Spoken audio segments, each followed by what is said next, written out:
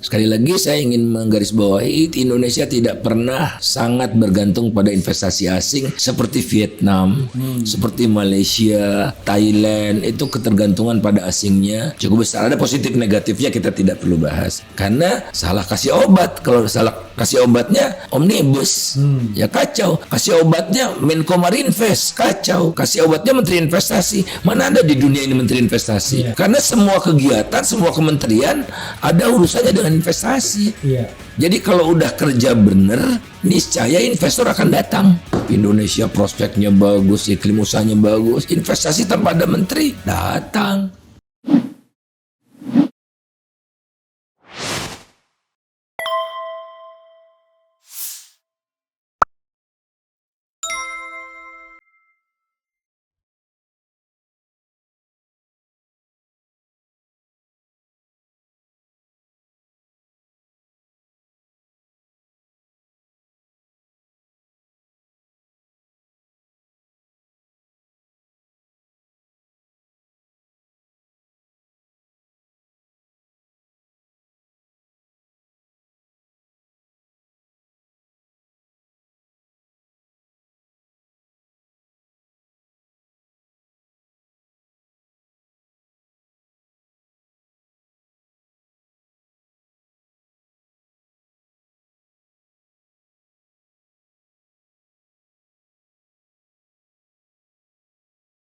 Jadi tentu saja kita bertanya kan apa yang salah dengan kita itu.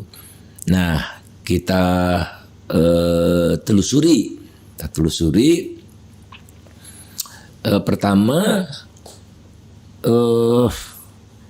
kita melihat bahwa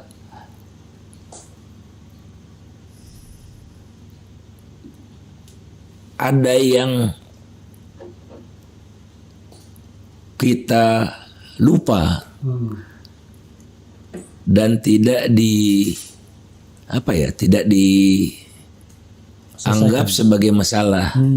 Nah, saya tunjukkan trennya itu di slide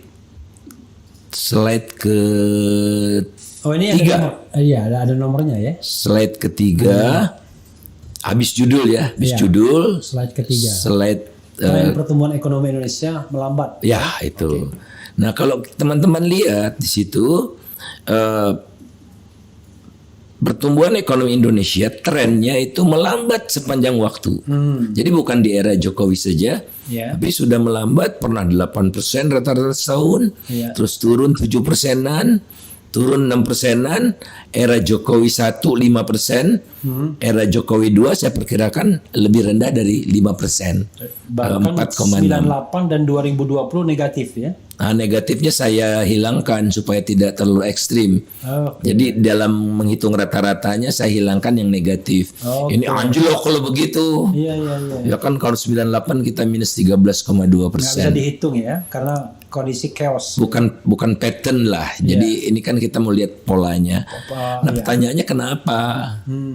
Kok kita sudah ngos-ngosan? Ini menarik itu Bang ya, karena ketika Abang menghilangkan 2020 ya. Ya, dan 2020 kan kita minus karena pandemi.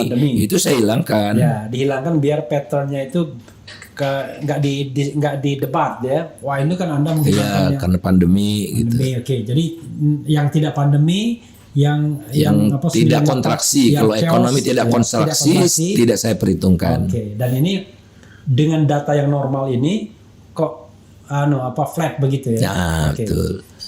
Nah, sama seperti orang berlari,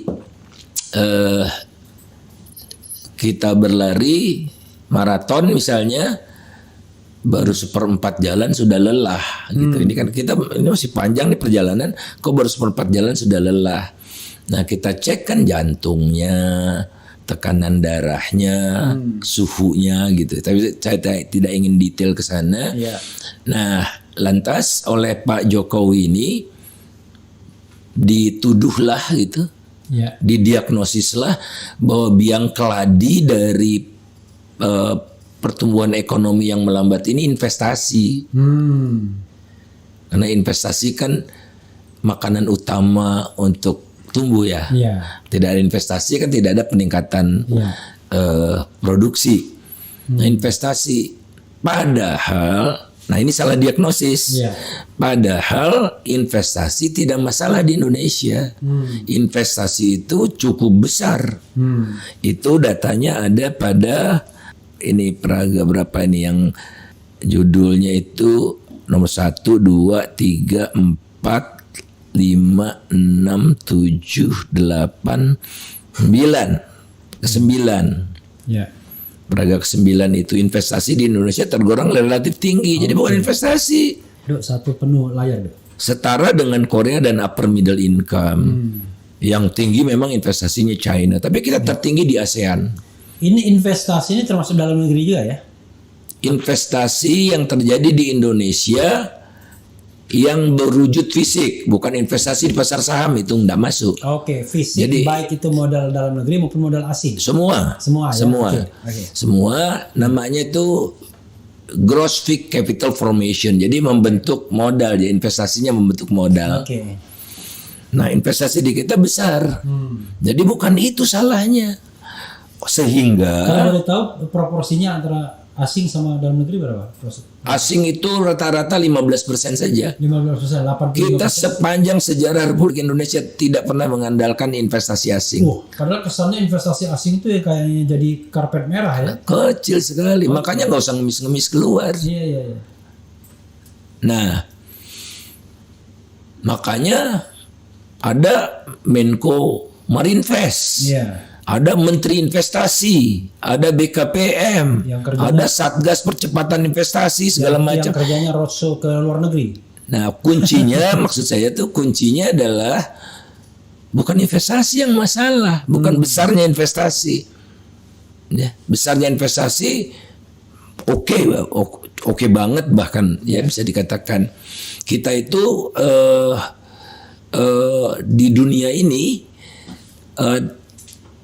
top 20 sebagai penerima investasi asing itu. Nomor 1 Amerika, Yeah. nomor 2 China. Kita 2020 itu nomor 16, tapi 2021 nomor 20, tapi tetap top 20. Di top 20 Tapi itu 2020 walaupun COVID kita masih nomor 16 tetap ya. nomor 2020 ya. Tapi kan COVID seluruh dunia. Karena kan rencananya kan udah sebelum Iya, COVID. iya. Oke. Nah, jadi 2021 turun ke posisi 20, tapi top 20.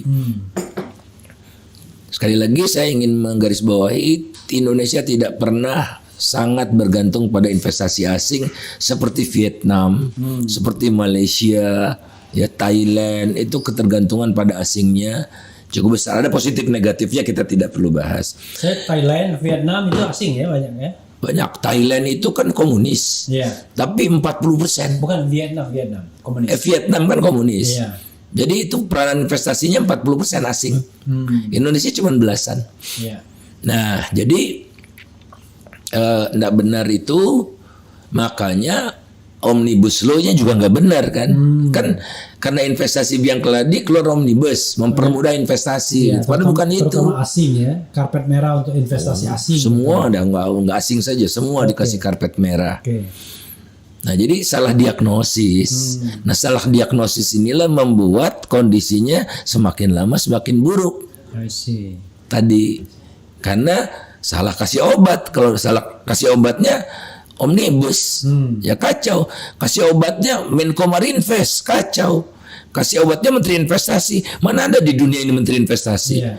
Karena semua kegiatan, semua kementerian ada urusannya dengan investasi. Iya.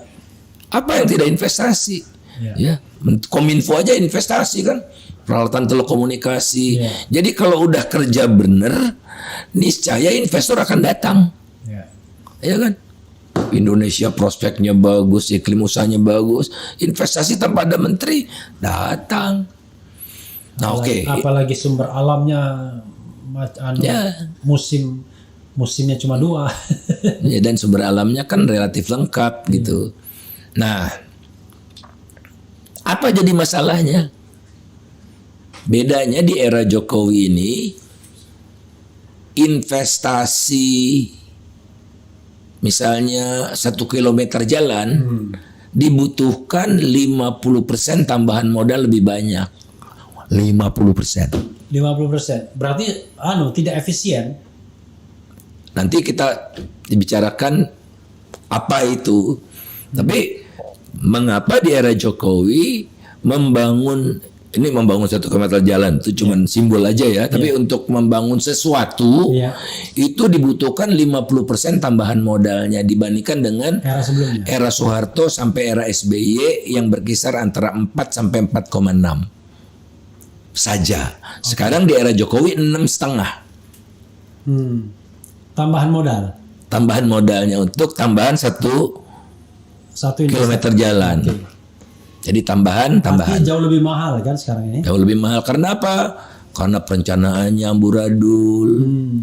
Tidak terintegrasinya perencanaan proyek dengan perencanaan keuangan, markup, korupsi. Cost of fund-nya juga tinggi. Cost of fund-nya tinggi. Nah, jadi kalau Pak Jokowi mau pertumbuhan 7%, hari ini juga bisa turunkan ICOR-nya jadi 4. 7% pertumbuhan. Apanya diturunkan tadi? ICOR-nya, incremental capital output ratio yang saya katakan tadi 4, 6,5. Incremental capital output ratio. Jadi jadi berapa tambahan modal dibutuhkan untuk menciptakan tambahan 1 unit output, jembatan, irigasi gitu-gitu. Jadi intinya adalah efisiensi sebenarnya ya. Itu tadi bukan efisiensinya, korupsi, perencanaan yang buruk, segala macam itu. Jadi multi factors, bocoran. Ya bisa dilihat tuh misalnya kereta Palembang tuh